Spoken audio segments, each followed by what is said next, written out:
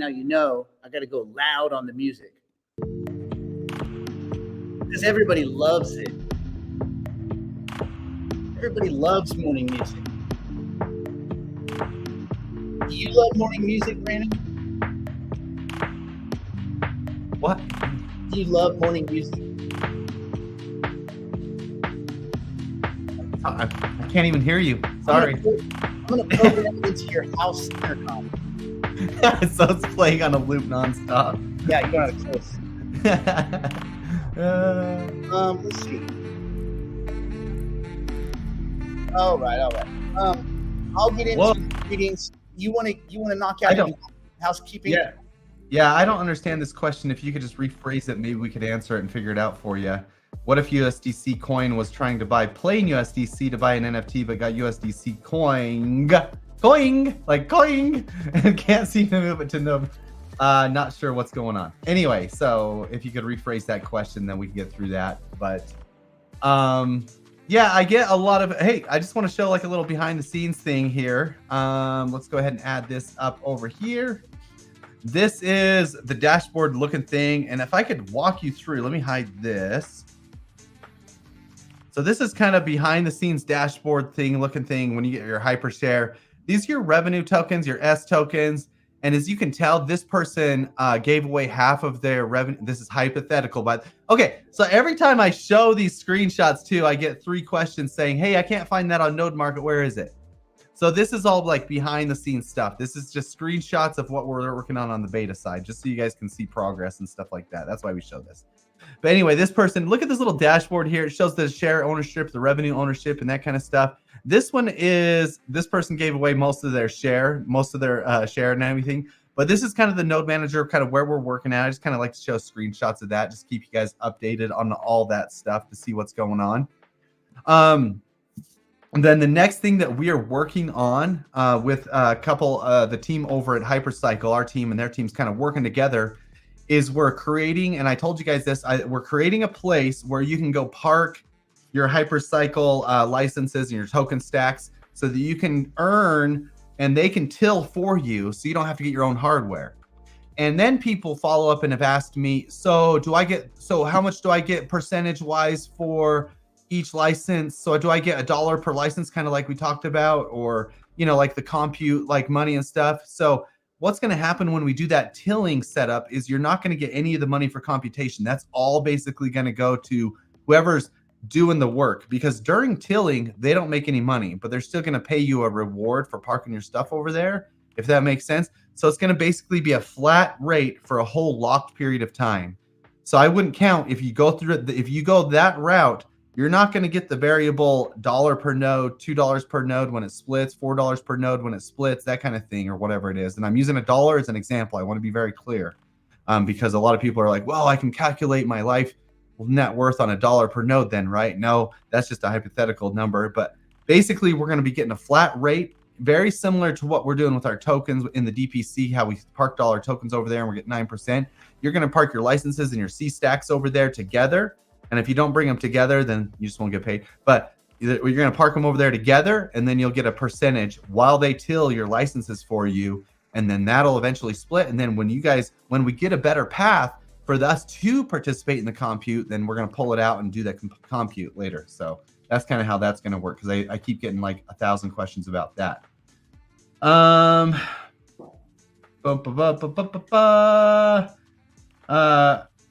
So I have 8 node licenses in a wallet. I need to move them. So you'll just end up moving those. Right now, you only have placeholders in your wallet, Mr. Jim. And Mr. Jim, as soon as I send the actual licenses, you can move them like any other NFT. We've made videos on that, and it's going to be simple. You know what? I like Tom. I don't like anyone else. Not even Brandon, but I like Tom because Tom likes the music. This was Eric's music, man. Eric, don't you guys remember Eric? I love Eric's music. He made this. I love Eric's music one time. You're dead to me. You're dead to me. What would stop? So building a twin, that's a good question. Building a twin is actually kind of complicated because you have to submit a lot. Is that part of the music loop? Is that part of the music? Building a twin is very similar to submitting. You have to submit your own information. You have to like record videos of your own voice and things, and that's going to be a very kind of one-on-one integrated process with whoever your connect is over at Twin, basically. And so it's going to be very hard to create a twin of somebody else. I think they're going to safeguard against that, but that shouldn't be an issue. So we have Eric was a no coiner. That's actually, hey Nick, this is actually true point. This is point. Eric, I don't know if you told you this. He literally sold all. You're still on mute, but he sold all his crypto at the very bottom of the market because he had enough. Almost the very bottom. Bottom. You never told me this. Oh yeah, he sold all of it at the very bottom. He'd had enough. He's out.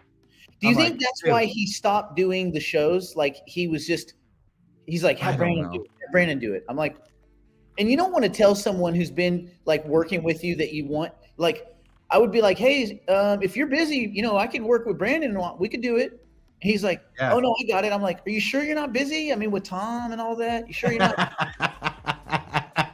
too busy? Yeah. Are you too busy? Are you sure you're not too busy? Remember that one thing you had to do? Did he really? Hold on. We got to go to tight screen. Did he really sell? Did he really sell it? Yeah. Luckily, dude, I stay in close contact with Eric. Me and him, like, we go way back. So we started back in our YouTube days, So like, Eric, like, and I can't control what people do. And I told him, I'm like, hey, this is not what I would do. He's like, I just can't take the stress anymore. I've lost so much. Nick, you and I, are in the same boat. That's someone who overinvested. Yeah, and I don't think he even maybe he did. I don't know. He did go through. I don't know. But like, I'm like, okay, don't do this. But he did it. And then literally, what happens 3 months later as he sees this, he's like, hey, would now be a good time to buy back? I'm like, hey, I don't know. This is on you at this point. You got to be able to eat volatility. I'm going to give you an example. This will be a fun example. Yesterday, I had a good day, right? Yesterday, I was up. Hold on. No way. Don't. No, don't. Wait for it. Yesterday was a good day, right? For everybody here too. Okay, yesterday I was up $708,000. This morning, one day. This morning, I'm down just shy of 600K. What? Because Bitcoin retraced. Did it? I haven't even looked this morning. That's how much. Yeah. I don't even care. I don't even look almost. I'm like, it does not matter. This is the thing. People are like, they think that the way you and I are here is not the way we are in real life. No, this is normal. This is because if we weren't doing this with you guys, we would just be doing it on our own. We talk crypto about 3 times a day. Same shit. We're like, we should record this. But the thing is, you have to eat volatility. And it doesn't matter. And that's why your lenses have to be 18 months out. Now, if you get given a windfall sooner than that, take profit. But the only way you're going to get like real money, real currency explosion in your portfolio is you have to get past the day-to-day, the what ifs. A lot of people start what ifing. Oh, what if I had sold yesterday and bought this morning? Great. And then you also know all the lottery numbers. It's the same shit. What if you knew all the lottery numbers every single time? You'd have all the money. That's so stupid. That kind of thinking, not only is it flawed, but you don't want to spend any time giving it any weight in your mind. You should have a long-term vision, accept short-term goals, windfalls, benefits. But if you get out of the day-to-day, like over the weekend, I typically try not to check my portfolio over the weekend. I'll look at the assets like on Live Coin Watch, but I won't look at my portfolio. This has got no business on low liquid weekends and crap like that. You got no business looking at those numbers. They don't matter. What you do on the weekends is just pay attention to the news, read up on some macro, maybe look at your personal balance sheet, stuff like that. I don't know. What do you do to manage your own kind of volatility, Brandon? I don't even care. Like I've been through so much, and I talked to somebody about this yesterday who called. I talked to them about they were trying to buy some NFTs, so I was trying to help them through that, and they were trying to like put some stuff on Node Market. But I talked to them about a period in my life when I traded options full time for 2 years of my life. And when you're trading options like to like live and breathe, it's kind of stressful. But I learned to deal with that stress through that because options go up and down so badly. I've just like, I guess, developed a hardness over time to deal with volatility. And so that's kind of stuck with me. And now when the crypto goes up and down, it's the same thing as you just said. You look at the long term, what's going to be here in 18 months. And it's like everybody keeps trying to day trade and buy and sell Bitcoin right now. It's as it's approaching these new levels. They're like, okay, we're going to sell because it's going to drop 2,000 here. I don't care. And my end goal, and I can show you guys this later when we go behind the wall, I believe Bitcoin will be $80,000 by the end of this year. And I believe in 10 years, I honestly believe that Cathie Wood is not that wrong. She believes Bitcoin's going to be $500,000 to $1 million per Bitcoin. And based on the numbers I'm seeing, she's not that far off. And so I see 10 years from now, if I just hold on and sit back and relax, I'm going to have $1 million. Didn't she say by 20? Didn't she say potentially 2.3 million by 2030? She's a little ambitious. I don't know if the numbers will reach that, but like, yeah, she's. I mean, mathematically, based on the inflows and the supply crunch, she's not far off. But it's just so hard for me to believe based on the market cap. Let me tell you what I think is going to happen. I think Bitcoin is going to start being treated like this cachet, tier one, cool guy store of value. It's going to be the next Bored Ape. Bitcoin, they're going to Bored Ape Bitcoin, where rich people want to flaunt that they have a crap load of Bitcoin. Oh, you don't have Bitcoin? You see the dude, like there was some dude on The Bachelor or something like that. In the engagement, the chick gave the ring back. And he's like, that's a Bitcoin? Wait, he said that? Yep. And everybody, all the other girls on the panel were like, I was like, air high five, buddy. Anyway, that's a good one, dude. Yeah, that's a good one. So let's get back to it. Okay, do we have any more housekeeping, or are we up to date and we can go ahead? No, we can go behind the wall. There's some crazy stuff happening. Let's go behind the wall. Let's get to the guts. And just so for those of you that don't know that, like what we do behind the wall, Brandon, can you do this? Can you pull up the dashboard behind the wall just to kind of we could show people just real quick like what kind of stuff, because I think a lot of people don't understand that like what we do behind the wall is not just like the broadcasting part, but there's a lot of tools that we build. Absolutely. No, that's a good thing to bring up here. What we got, and this is more and more tools, and we go behind this stuff behind the wall, and I'm going to update some of these today, which is really cool. Obviously, you have your stream going on back here, but we do have a lot of the ETF tools. These are like little things that you'll notice, and these aren't up. These are a week old, and I'm going to update them every Friday so we can kind of get an update, and then I should update them more regularly. But we have tools like this so that we can see our numbers and kind of like go through and see, hey, what's Bitcoin doing? It just kind of helps guide us who are behind the wall a little bit better. And then once you go through here, obviously we have, I could show here, let me skip the next section under here. We'll have our portfolio, kind of what we're looking at there. And then we have some more live streams, some more PDFs, some more tools. And then I am actually building another set of tools that are going to be manipulatable, which will show us different hypothetical situations based on market cap of certain coins. And so I will be putting those behind the wall as well. Just so many tools because there's so much happening right now. And I want people to have as many, I guess, little bullets in their box as they can as we go forward through the next little phase here. I am of the strongest belief, and you guys know this now, this may be one of the biggest bull runs in crypto that we may ever see in our entire lives ever. So if we're not prepared for it, then we're not doing anything. Oh, that's cool. Oh, you're still muted. I guess the mute thing is good, but you don't. I feel like I'm supposed to be able to tap the space bar and it would unmute. Let me hold on. Typically, when you pull yourself off the screen, it mutes you, but it didn't one time. Right. Let me see if the space bar does something.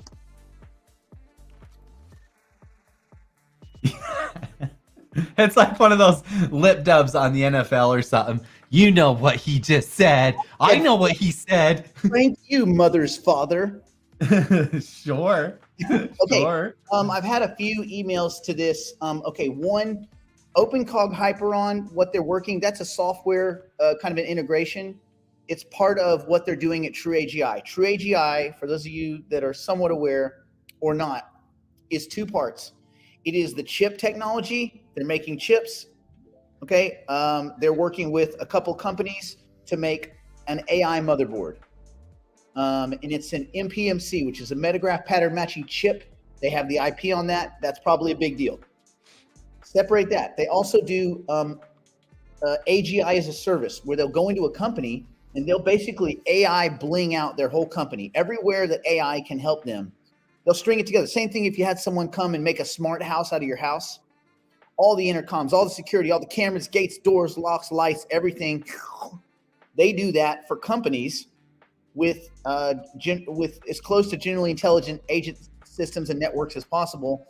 And they would probably unleash, that would probably run on OpenCog Hyperon. Okay, that's True AGI. We got early equity. We were the first ones, the very first ones. We basically funded True AGI, which is kind of cool. And that was, we're not big dicking it. Like, we feel like very honored to have been that seed. We own 10% of it. We are going to tokenize some of that equity because it's ours. And we are going to allow accredited investors in the private clients that didn't get in because they were private clients later on to get access to it. The way we're doing the math, I think we kind of covered it. We're looking at what they're looking for money for, and we're cutting it in half. So we're still leaving a fair amount of meat on the bone. If we wait, 9 months or a year, we get full value, but then that doesn't leave, the DPC's got to get some love. So that's how that works. They're accredited. They'll get the first right of refusal. Then we will see what that looks like for the digital investors, you guys, everybody else. Does that make sense? If you're not a DI, no offense, you got nothing coming. Sorry for I love you, but I don't love you. But we have to do what makes sense, legally and all that. So we're tokenizing the equity. We have this amount. It'll go to DPCs first, then it'll go to the digital investors. The first thing we're going to do is we're going to open up, if you're a private client, for the next week, reach out to Brandon and let him know kind of what you want as far as if you want exposure to that. You want to say something? Do we want to go? Yeah. Did we want to go over exact numbers, or do we want to just kind of put that in the DPC group and then let them see the exact numbers? Because we know the math on exactly what it's valued at, and then we're cutting that in half so that they can have a basically instant profit, right? And so, and then we're going to sell it instant on paper. Just remember, on paper, right? Yeah. This is an illiquid equity turned into an illiquid asset on an even more illiquid exchange, at least traded by DPCs and DI. So it's and there's no promise that they may never go public, right? You don't know what a company's going to do. I mean, you assume they would, but you don't know. OpenAI hasn't gone public, but that first equity investment of 120,000 has done pretty well. And even Microsoft's investment of 10 billion did well. So anyway, that's the story on that. Reach out to Brandon if you're a private client. We'll talk more about that tomorrow in the private stream for digital private client. And then it will be for DI. Yeah, how about this? Yeah, if you reach out to me, I'll tell you the exact numbers. But basically, we're cutting it in half, and then we're tokenizing the equity, and then we're selling 1 token per $1 amount. It'll be easy. So. Yep. Okay. And on that note, we should go behind the proverbial wall. That's it. Woo-hoo. Let's do it. Perfect.